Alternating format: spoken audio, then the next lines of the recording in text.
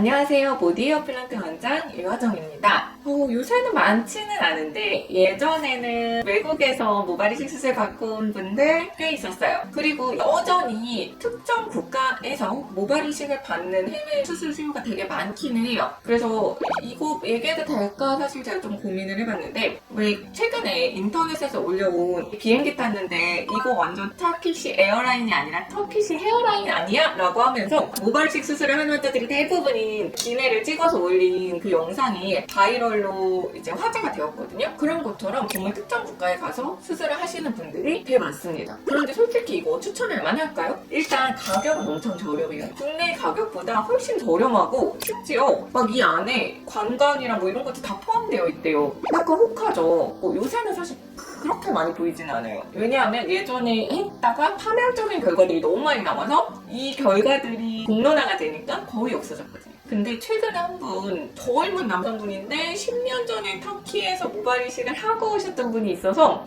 제가 이거 봤을 때 약간 화가 나더라고요. 이거 한번 보여드리면서 왜 이렇게 수술하면 안 되는지. 터키 뭐 특정 나라들 몇 군데 있어요. 저렴한 가격과 싸게 많이 심어준다를 주요 포인트로 잡아서 홍보하는 그런 나라에 가서 왜 수술하면 안 되는지를 조금 설명해드릴게요.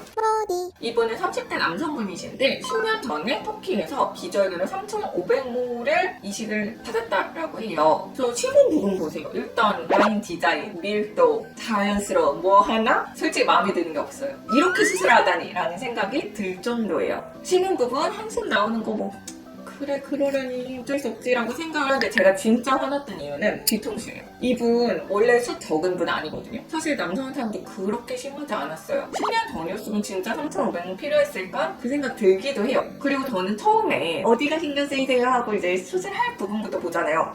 뭐 별로 안 뽑고 심었나 보네 라고 생각을 했어요. 근데 뒤에 보고 정말 깜짝 놀랐어요. 뒤에가 이렇게 다 초토화가 되어 있습니다. 환자분께 솔직하게 말씀드렸어요. 환자분 이미 뽑았던 부분에서 다시 뽑기가 너무 힘들어요. 왜냐? 이미 공여부가 너무 초토화가 되어 있어서. 그래서 심어진 애들은 뭐 몇 모인지 아마 3,500모보다는 훨씬 적은 모수가 심어져 있는데, 채취한 거는 정말 6,000모 정도라고 보셔야 돼요. 채취한 부분에서 더 이상 뭐 모낭을 채취할 수가 없고, 진짜 조심해가지고 뽑을 수 있는 부분이 있는지 찾아보겠다라고 말씀을 드리고, 사실 전문분이니까 미용적으로 이렇게 막 이거 따고 싶고 저거 따고 싶고 이렇게 예쁘게 만들고 싶고 이런 욕심 있잖아요. 이거 내려놓으셔야 돼요. 이거는 그렇게 될 수는 없어요. 지금 왜냐면 뒤에서 그렇게 갖고 올 수가 없거든요. 그래서 이전에 했던 부분, 이 밀도 보강은 누가 봐도 해야 되니까 그건 하고, 포카시아는 헤어라인 V자를 만들어놨더라고요. 쌍각형처럼. 그래서 그거 조금 고치고 하는 게 베스트다라고 말씀드리고 수술을 했고요. 다음날에 자기 진짜 10년 전에 수술 받아야 돼 너무 몸 아팠다고 그때 당시 받았을 때, 근데 이번에 받고 이게 원래 이렇게 아픈 수술이 아니구나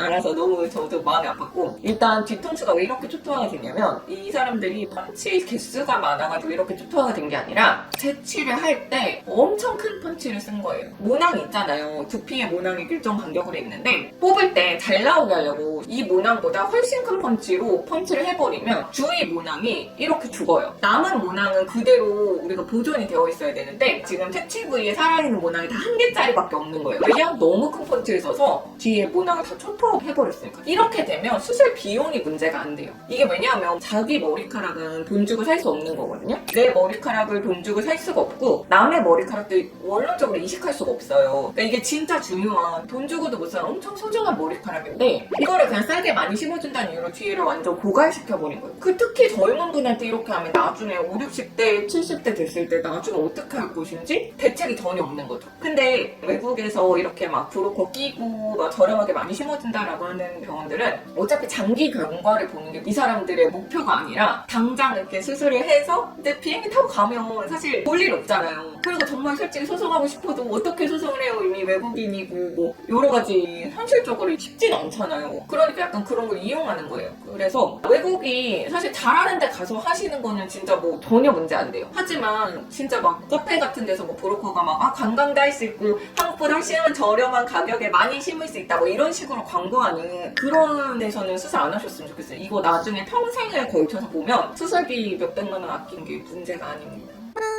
이게 진짜 다른 사람들 알았으면 좋겠다. 한국 사람들 그래도 많이 안 가시는 것 같아요. 진짜 미국이랑 유럽에서 터키로 가서 하는 경우가 되게 많거든요. 안 했으면 좋겠다 라는 마음에서 이번 콘텐츠 구성해봤습니다. 영상 보시고 궁금한 점 있으면 댓글로 질문 달아주시고요. 좋아요, 구독도 부탁드립니다. 감사합니다.